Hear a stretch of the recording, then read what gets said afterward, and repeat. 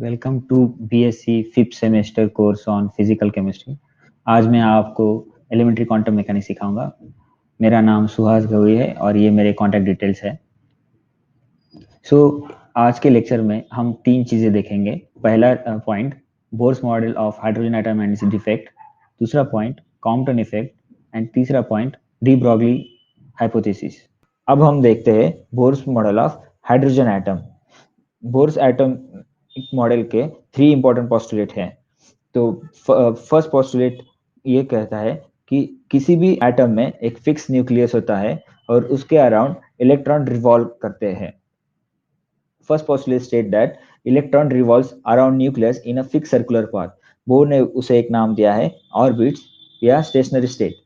Stationery state इसीलिए कहा जाता है क्योंकि हर ऑर्बिट्स का एक पर्टिकुलर कांस्टेंट एनर्जी होता है और फिक्स रेडियस होता है।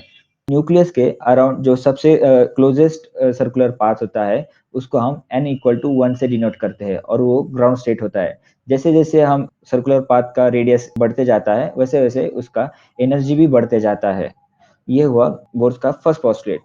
अब हम बोर्स का सेकंड पोस्टुलेट देखते हैं। बोर्स का सेकंड पोस्टुलेट ये कहता है कि इलेक्ट्रॉन की ऑर्बिट की एनर्जी जब तब तक चेंज नहीं होती जब तक हम उसमें एनर्जी ऐड या रिमूव नहीं करते। इसका मतलब अगर हम कोई भी एनर्जी प्रोवाइड नहीं करते हैं ऑर्बिटर को तो उसका इलेक्ट्रॉन उसी सर्कुलर पाथ में रोटेट करते रहता है। यहाँ पे इस फिगर में देखते हैं कि न्यूक्लियस के सबसे क्लोजेस्ट सर्कुलर पाथ है उसका n=1 वैल्यू है। वो सबसे कम एनर्जी वाला ग्राउंड स्टेट एनर्जी है। जैसे जैसे हम न्यूक्लियस से दूर जाते हैं वैसे वैसे उसका ऑर्बिटल की एनर्जी बढ़ती जाती है। When an electron undergoes transition from lower to higher n, atom absorbs energy। इसका मतलब जैसे हम एनर्जी ऐड करते हैं तो electron jumps from lower to higher N. अगर हम एनर्जी रिमूव करते हैं from electron goes from higher to lower N. अब हम बोर्स के पिक्टोरियल फॉर्म में सेकंड पोस्टुलेट का एग्जांपल देखेंगे। जैसे कि यहाँ पे एटम ड्रॉ किया है ऑर्बिटल्स, इसमें n=1 से 3 एनर्जी लेवल्स है। इस केस में electron jumps from second energy circular part to first circular part. उस केस में एटम रेडिएट्स और emits energy which is called photon. So इस एनर्जी को हम बोर्स ने एक सिंप्लीफाइड इक्वेशन बताया है, उसमें जनरलाइज इक्वेशन बताया है उसको En=-RH/n²। Here n is equal to 1 2 3 any principal quantum number।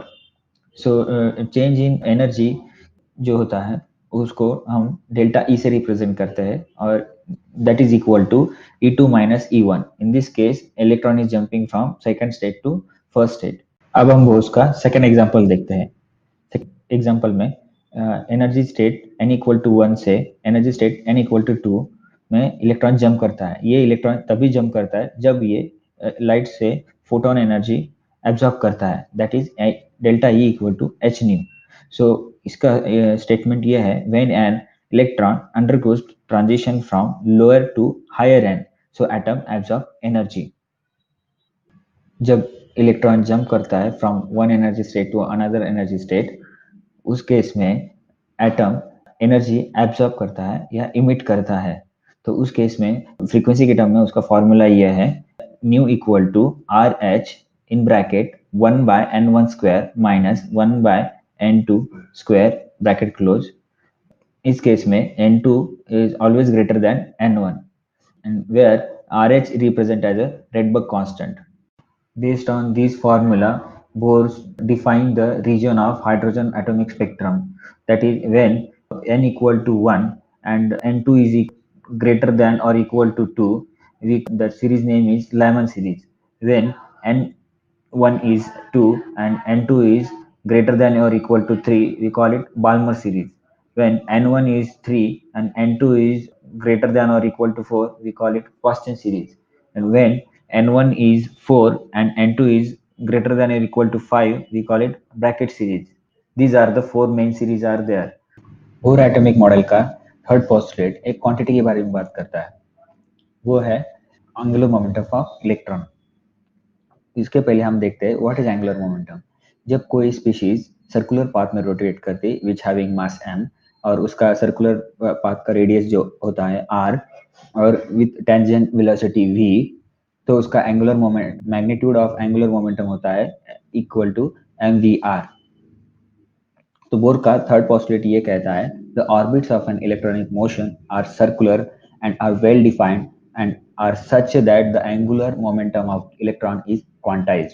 तो उसका जो मैथमेटिकल एक्सप्रेशन है वो है mod L equal to M V R equal to N H by two pi where N is the any integer number. So ये जो path है वो only it takes only quantized species or particular energy mod L equal to mvr equal to n h by 2 pi where n is the any integer number। so ये जो path है वो takes only quantized species or particular energy।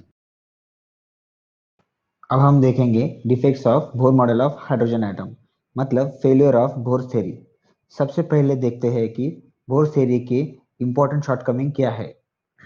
जो पहले जो पहला failure था कि उसमें जो एक्सप्रेशन आ रहे थे और अजम्पशन लिए थे, और वो तभी वर्क करते थे जब एटम में एक ही इलेक्ट्रॉन होता था, और जिस एटम में एक से ज़्यादा इलेक्ट्रॉन है उसके लिए ये बोर्स थ्योरी बिल्कुल एप्लीकेबल नहीं थी। दूसरा शॉर्टकमिंग ये है, बोर्स थ्योरी में हमने ये देखा है कि स्पेक्ट्रल लाइन क्यों आते हैं और उसकी वेवलेंथ क्या है, ये बहुत अच्छे से एक्सप्लेन करता है, बट स्पेक्ट्रल लाइंस की स्प्लिटिंग को बिल्कुल एक्सप्लेन नहीं कर पाता है। स्प्लिटिंग का ये मतलब है जब एक्सटर्नल फील्ड अप्लाई करते हैं स्पेक्ट्रल लाइंस पे तो वो टूट जाता है। इसको बोर्स थ्योरी बता नहीं पाती है, ये क्यों होता है। और दो टाइप की स्प्लिटिंग होती है, एक है जीमन इफेक्ट जो मैग्नेटिक फील्ड लगाने पे लाइन स्प्लिट होते हैं, और दूसरा है स्टार्क इफेक्ट जो इलेक्ट्रिक फील्ड अप्लाई करने पे लाइन स्प्लिट होते हैं। इन दोनों के बारे में बोर्स की कोई एक्सप्लेनेशन नहीं है। ये दो काफ़ी बड़ी कमियां थी। Now let us move on Compton effect. हम देखेंगे, पहले देखेंगे कॉम्पटन इफेक्ट क्या है। कॉम्पटन एक साइंटिस्ट है, उन्होंने क्या किया है, एक ग्राफाइट ब्लॉक लिया, इसके ऊपर फोटोन इंसिडेंट करवाया, जिसका initial energy E equal to H nu था और P equal to H nu by C. So graphite block में एक लूजली बाउंड इलेक्ट्रॉन पे फोटोन इंसिडेंट होता है, और ये इंसिडेंट होने वाले फोटोन का इलेक्ट्रॉन का इलास्टिक कोलिजन होता है, क्योंकि ये एक ही प्रोटॉन एक ही इलेक्ट्रॉन से इंटरेक्ट करता है। और इसके बाद कॉम्पटन ने ये ऑब्जर्व किया कि जो फोटोन था इसमें कुछ एनर्जी इस इलेक्ट्रॉन को रिकॉल करने में लगाई, और इलेक्ट्रॉन यहाँ पे आके रिकॉइल होके आया, और एंगल 5 फ्रॉम एक्स एक्सिस जो फोटोन था that is scattered at angle theta. So हम स्कैटर्ड फोटोन बोलेंगे। इनिशियल इलेक्ट्रॉन रेस पे था, उसका मोमेंटम होगा p इक्वल टू 0 और उसकी एनर्जी हुई E equal to rest mass into c square. So recoil energy हम अब बात करते हैं, रिकॉइल एनर्जी होगा E equal to m c square और मोमेंटम हुआ P equal to M v. So अब हम बात करते हैं स्कैटर्ड फोटोन की। मोमेंट इसमें हम मोमेंटम मान लेते हैं कि P equal to H nu dash by c, और एनर्जी हम मान लेते हैं E equal to H nu dash. यहाँ पर theta is the scattering angle होता है और phi is the recoiling angle. So Compton ने मेनली स्टडी क्या किया है, जिस वेवलेंथ का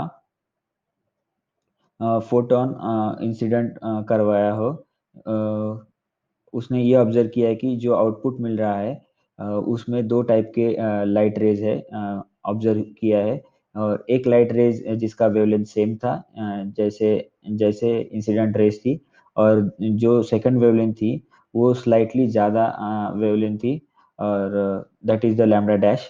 इसमें lambda dash is greater than lambda, so उन दोनों का जो डिफरेंस था that is delta lambda. So delta lambda is known as a Compton shift. So after solving this equation, means taking as a conservation of momentum and energy.